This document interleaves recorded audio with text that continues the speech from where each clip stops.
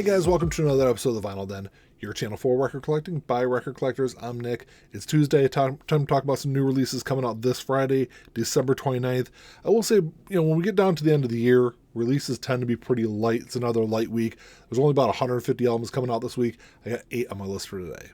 There's a bunch of links down below. Make sure you go check them out. There's links for the Vinyl Den Facebook group, for the merch page, for the Spotify and Apple Music playlists that I put together every week, and the Patreon page. Make sure you go check all that out. Of course, if you enjoy the episode, make sure you give me a thumbs up. Hit that subscribe button down below. Make sure you hit that notification bell so you're notified every time I release new episodes. Like I said in the intro, it's a pretty light week. It's only about 150 albums coming out this week. I'm only going to talk about 8 on the show today, so if there's something I don't talk about, make sure you drop me a comment down below. Let me know what you're looking to pick up this week.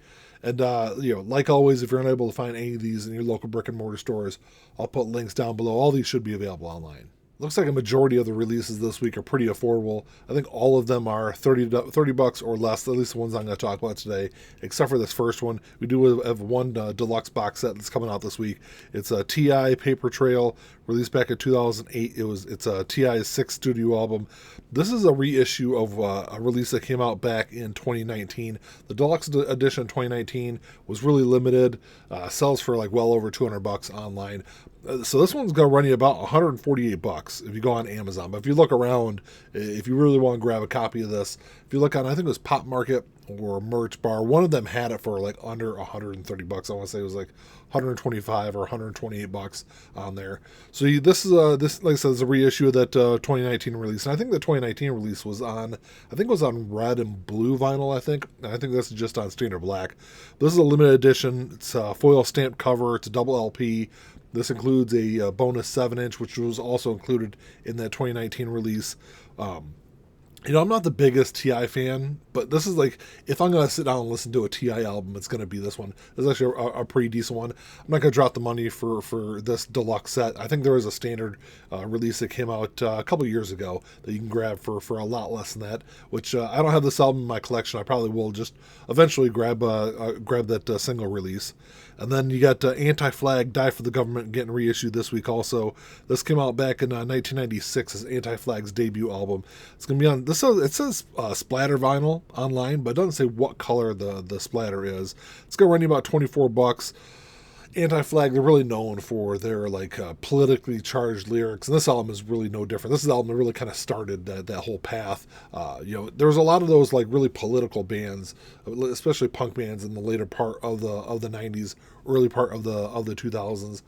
And they took a lot of inspiration from the Persian Gulf War, happened earlier in the 90s. Really, that was the big inspiration for this album. It's definitely not their most popular album. They didn't get really popular until, Anti-Flag was never really popular, but their most popular albums came in the early part of the 2000s. This is a really good one to go back through and check out. It's got a couple of really great tracks on it. And there was one thing I wanted to add to that. The title of the album is Die for the Government. But if you look on the original CD when it was released, it said Die for the Government on the front cover, and on the side of it, it said Die for Your Government. So that's why I don't know if this reissue is going to be labeled that same way, different on the spine than it is on the cover, or if they're going to do the same title on both. I'm not sure what they're going to do with this release.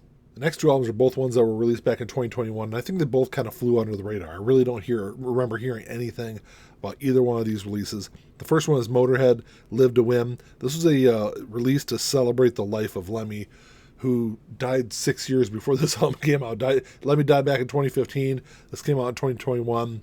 It's kind of interesting to kind of go back through, though. It's really short. I think there's only 9 tracks. Yeah, there's only 9 tracks on this album. It does say it's on colored vinyl. Doesn't say what color it is, though. I think when it was first released, there was 3 different versions when it was first released in 2021. It was on pink, red, or blue, so I'm not sure what color this release is going to be. But it's all stuff from across Lemmy's career. It's not just Motorhead. There's 3 tracks from Motorhead on here. The other 6 tracks are stuff that was it was all through Lemmy's solo stuff. So there's some covers on there. There's some original stuff on there. It's one I don't have in my collection. It's only going to run you about $23 online. It's probably one I will grab. I don't know if I'll grab it this week, but I will grab it eventually. And then you got Night Ranger, Rockin' Japan, Greatest Hits Live. This was so this is gonna be on Purple Haze vinyl. This is, like I said, this is reissued from 2021 when it was on blue vinyl. This is gonna run you about $28 online. It was all recorded live in Tokyo in 1997. The original lineup of Night Ranger reformed in 1996. There were they kind of had some lineup changes over the years prior to that, but the original lineup got back together in 1996. Went on tour and recorded this live show in Tokyo. Of course, it has Sister Christian, all those songs that Night Ranger is going to play, all included on this album.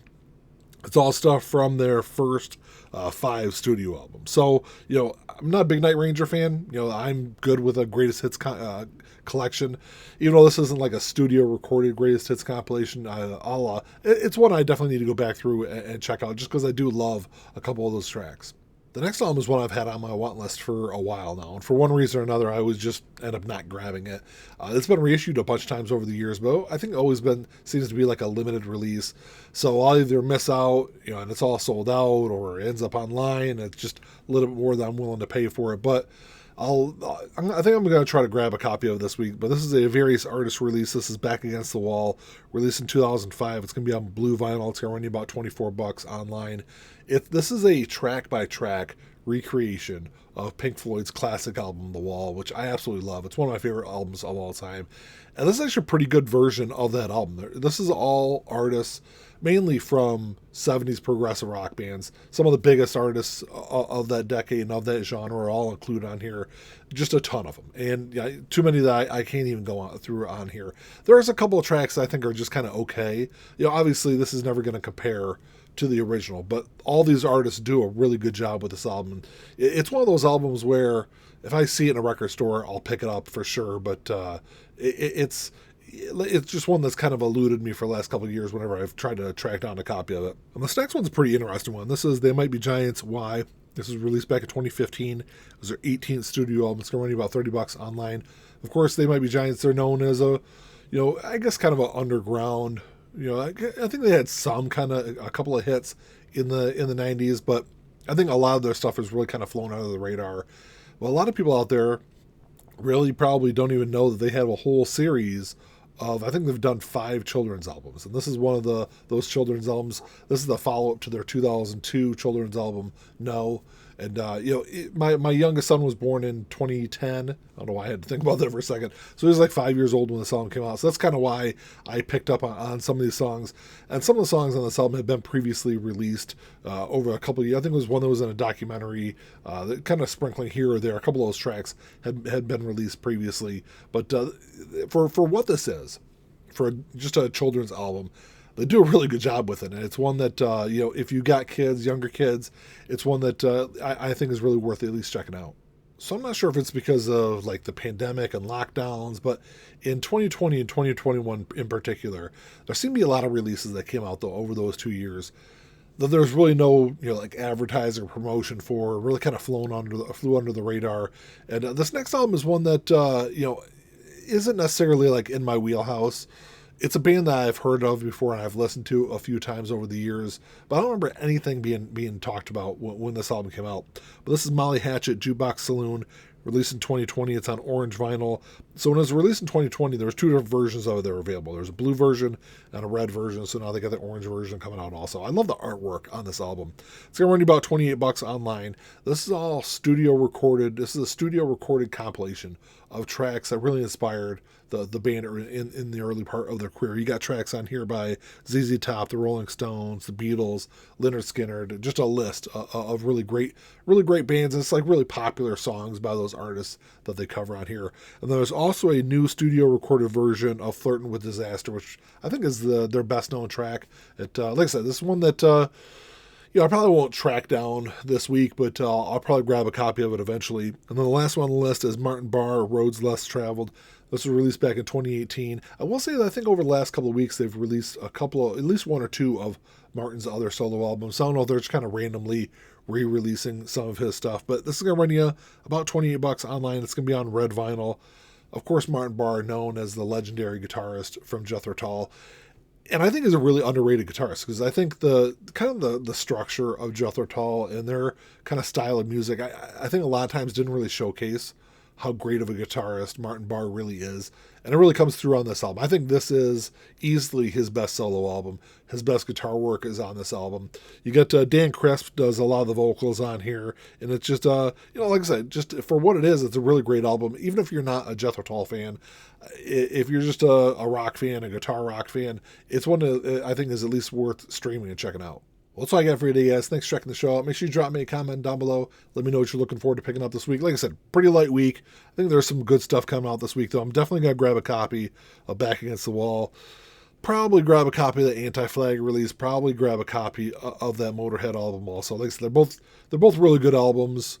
They're they're both priced pretty good too, so I might as well grab them, especially since there's nothing like I have to have coming out this week. But I know what you guys are looking forward to. If you enjoyed the episode, make sure you give me the old thumbs up. Hit that subscribe button down below. That's all I got. Until next time, keep on spinning. Peace.